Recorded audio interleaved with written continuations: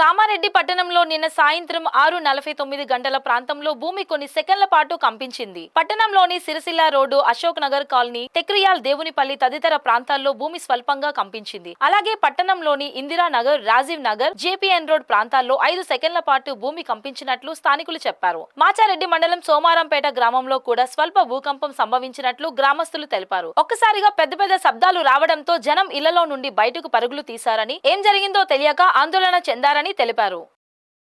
6:49 ప్రాంతంలో ఆఫీస్ నుంచి వచ్చి ఇంట్లో కూర్చోగా భూమి కంపించినట్టుగా అనిపించింది.